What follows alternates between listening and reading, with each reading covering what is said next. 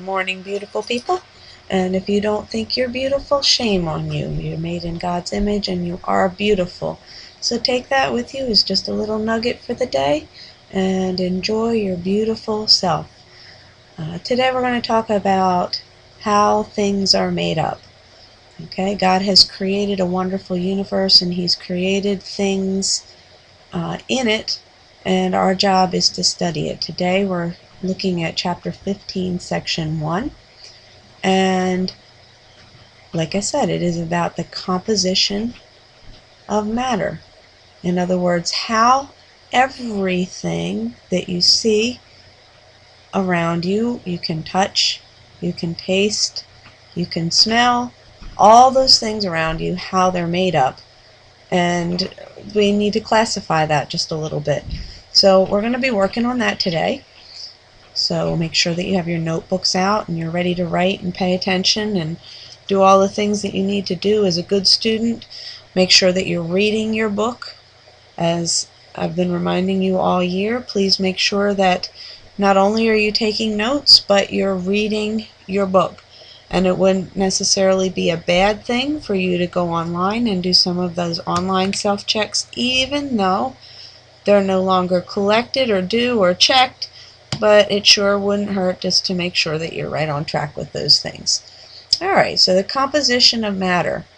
First of all, matter is anything that has mass and takes up space. Okay, you all have a good idea of what space is. Okay, you can think about your personal space. You can think about space where the stars are. You can think about the space that you have in your room. You can think about the space that we have in the classroom. But matter is anything that occupies that space, and anything that has mass. Okay, matter can be solids. Okay, your desk, your pen, yourself.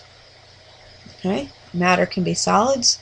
Matter can be liquids. Okay, water, Kool-Aid, orange juice, any kind of liquid that you can think of. It can be gases. Can also be something called plasma, which we will get into at some point, in the not too distant future. But matter is anything that has mass and takes up space. So we're going to talk about this matter. We're going to talk about the things and all around you. Like I said, we got to classify this just a little bit. And we're going to define something called a substance. Now this definition is included in this particular textbook, so we're going to go with it. It doesn't happen to be universal, but in order for the language of the lessons to make sense, we have to have some kind of word, so this publisher chose substance. A substance is a type of matter with fixed composition. Fixed means unchanging.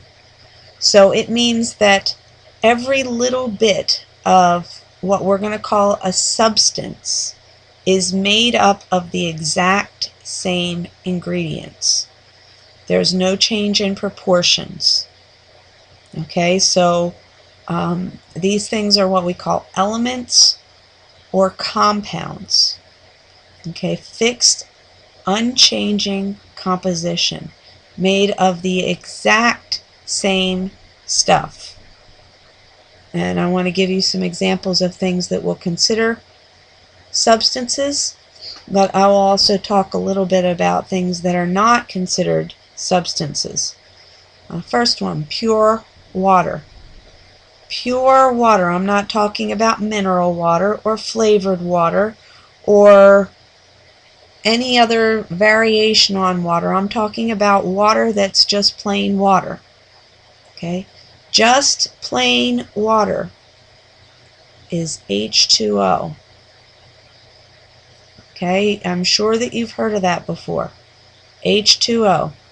It's got 2 hydrogen atoms and it's got 1 oxygen atom, and every bit of pure water that you encounter has 2 hydrogen atoms and 1 oxygen atom. Okay, every smallest piece of water is made the same exact way, and we're going to define that as a substance. So pure water, H2O, 2 pieces of hydrogen and 1 oxygen put together, 2 hydrogen atoms and 1 oxygen atom. Gold. In this case, I mean pure gold. I don't mean rose gold. I don't mean white gold. I'm talking about gold with nothing else in it. The element gold is a substance. Okay. Sometimes the jewelry you buy that you call gold is not pure gold. Okay, that would be 24 karat gold, and there's not very much of that around. Usually they will mix gold with something else to make it a little bit stronger. But we're talking right now about substances, which are things that are in fixed composition. Every smallest piece of gold is just gold. You can't break it down and get some other type of substance. It is just plain gold. Salt. Now I'm going to qualify this a little bit, and I mean table salt. And actually I'm probably talking about salt that isn't even in your household. Okay, because the salt in your household probably has a little ingredient added to it that's for your health. Okay, but plain table salt that does not have that little ingredient added in is sodium chloride. And we will get into chapters where that becomes more important, but it has 1 atom of sodium, 1 atom of chlorine, and every bit of salt has the exact same makeup. It has fixed composition, unchanging how it's made. Okay, so that's very, very important for you to understand. Oxygen.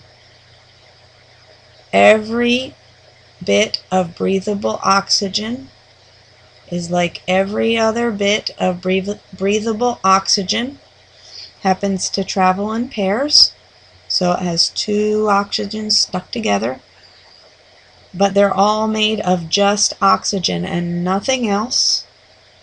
It has a fixed composition because they all have 2 oxygens traveling together, but these are all what we will refer to as substances. Okay, not every substance is the same, obviously. Some of them are made of a couple different ingredients. Some are made of a whole bunch of ingredients, but their composition is fixed, unchanging. And that's really important. If you took a sample of pure gold and then you went across the country and found another sample of pure gold, it would be the same. If you had pure water, if you want to get pure water, you could probably go to the store and buy distilled water. It just has water in it, no other ingredients. That would all be made up of H2O regardless of where you go. Fixed, unchanging composition. Alright? So if there's substances, there are also things that are not of fixed composition. They don't have the same things through them. And here's an example of something that you might think is a substance. You might think that it's a fixed composition, and that's air. Okay, air is around us all the time, but not all air is the same. Air is not oxygen. Oxygen is not air. Oxygen's a substance, but air is not. And if you think for just a minute, if you go walking down the street, or you go walking down the hallway, or you go walking into your kitchen, or you go walking into the bathroom, your nose will tell you that air is not the same everywhere. It is not a fixed composition. Air is different depending on where you go. Okay, air has some nitrogen in it. Air has some oxygen in it. Air has some carbon dioxide in it and some carbon monoxide in it. Some of those things are dangerous and some are not. Some of them are dangerous in larger proportions and some are not. Air is not a fixed composition. It's different. It's different throughout. If someone is baking a cake, that air is different, has a different composition, it has a different makeup than the air that you would smell if you went outside after a skunk had sprayed. That air is different. So oxygen is oxygen. It's the same everywhere. Air is not. Air is not what we're going to call a substance. Okay, I know I kind of made that point very strongly, but it's something I want you all to really get and understand.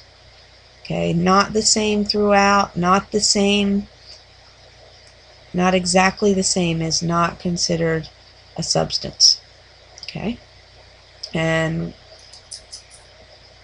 right here we just take a little time to write that all down. Okay, air is different. Oops. Air is different than oxygen. Oxygen is a substance, but air is not. Air is different than oxygen. Oxygen is a substance, but air is not. Now, I am attempting to go slowly enough for you to write things down.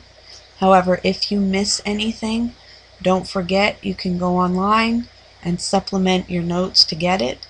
What's that? Somebody's just said that they didn't get everything from the first slide. Well, let's go back to that and just make sure that you have a chance to catch up if you need to. Okay, if you didn't quite get all this down, I know I was talking a lot, but you can write while I talk. So matter is anything that has mass and takes up space.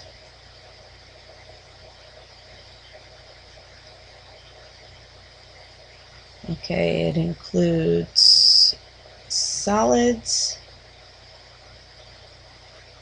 liquids, and gases. A substance is a type of matter with fixed composition.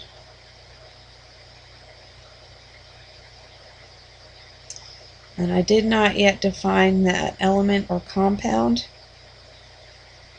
but we will. So don't worry about that. So right now we have the examples: pure water, gold, talking about pure gold, table salt,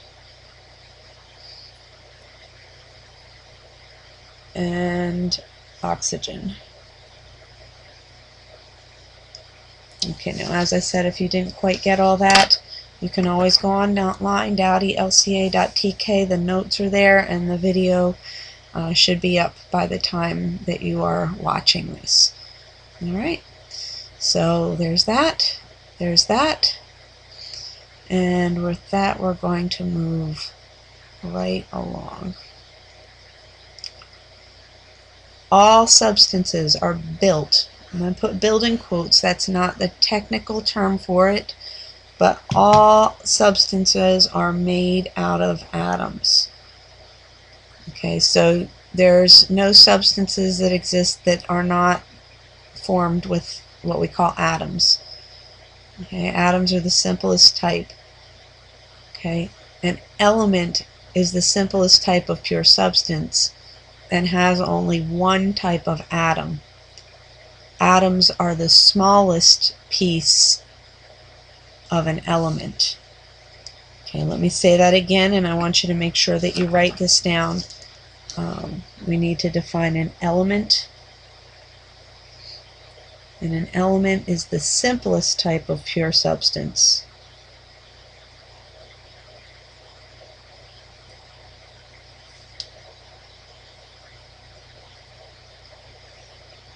And an element is made up of only one type of atom.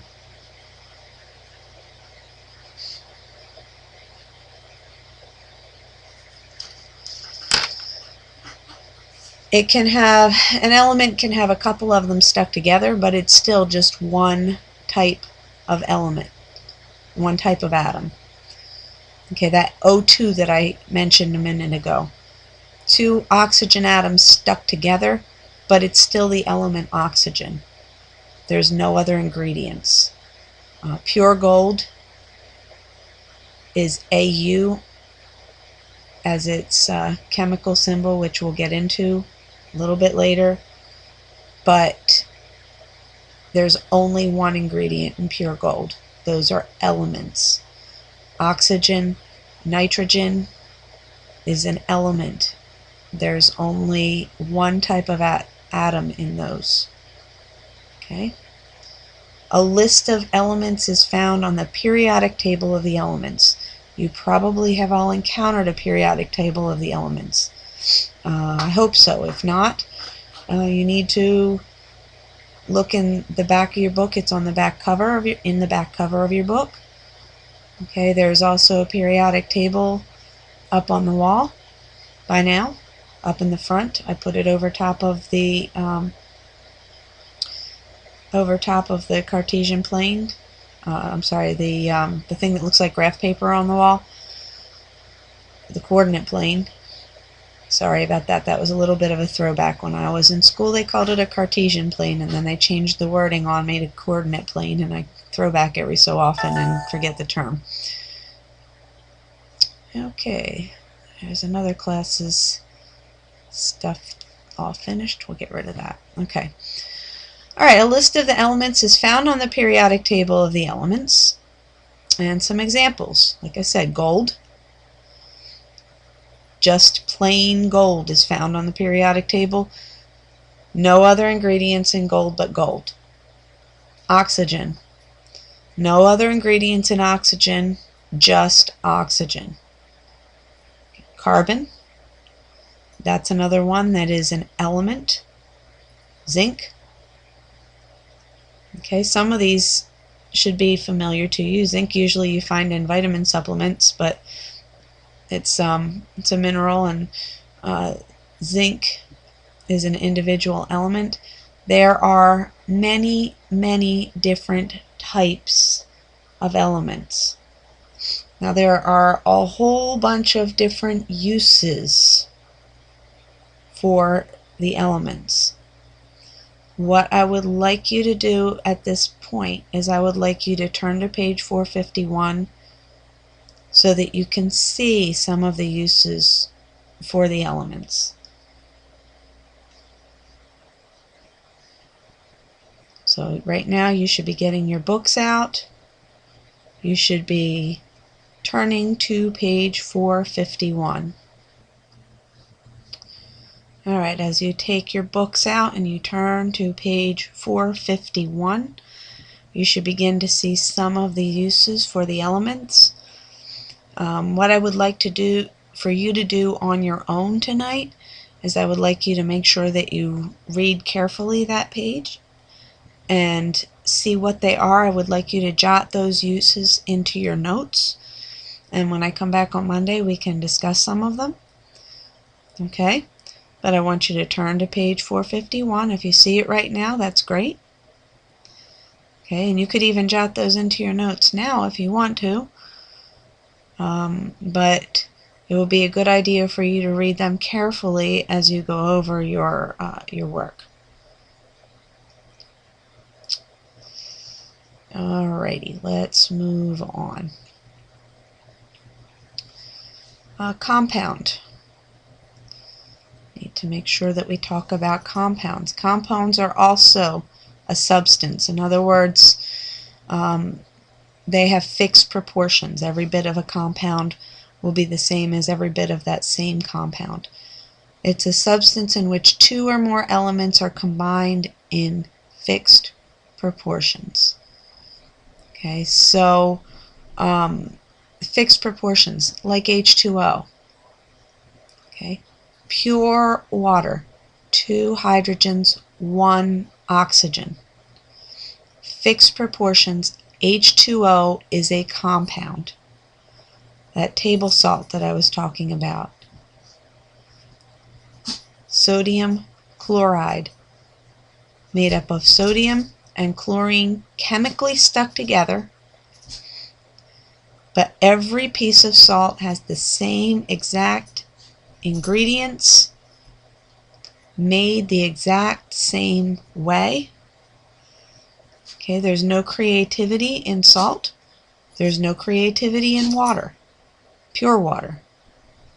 When you add the flavors and whatnot, it's no longer considered pure water. It's not H2O, you've made a mixture of something.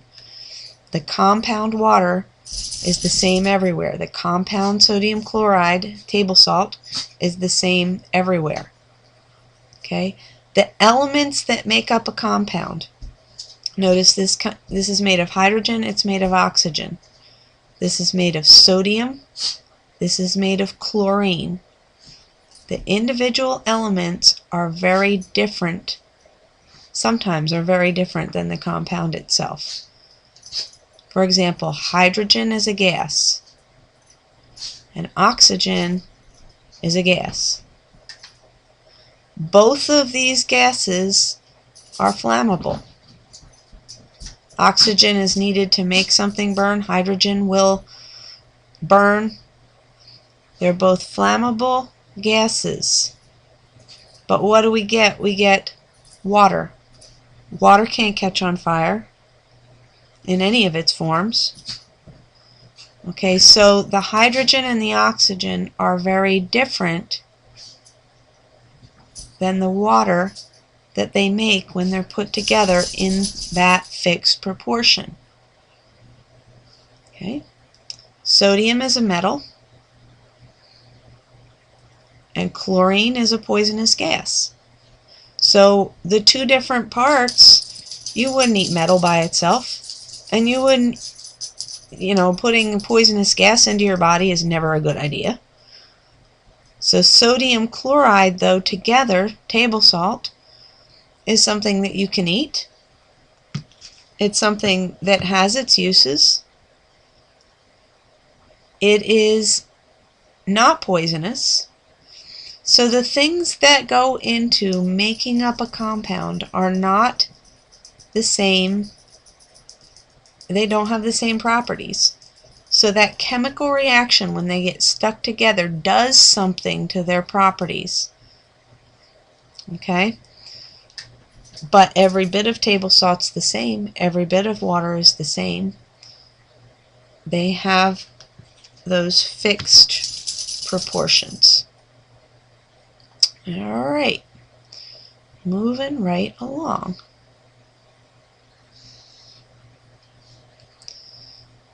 Mixture. Mixture is very different. Mixture is very different than a compound or an element. Mixtures are two or more substances that can be separated by physical means. So you've got some of one thing, you have some of another, you mix them together in some way. You can stir them up, you can shake them up, you can do something to get them together. But it is always possible in some way to take apart a mixture without having a chemical reaction. Some of the things can be taken apart with a chemical reaction. But I'm not talking about that. I'm talking about you can do some physical things. We'll talk about what that means to get a mixture back apart after you've mixed it together.